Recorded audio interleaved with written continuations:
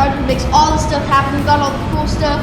So it's going to be making 445 to the motor and 330 to the wheels, maybe about 7 pounds of boost. So he's going to pull my head back hard. Probably like let go of the steering wheel while I'm driving it. So he's going to be super fast. So if you want to go get your supercharger, make sure you go get him at Rock Bottom.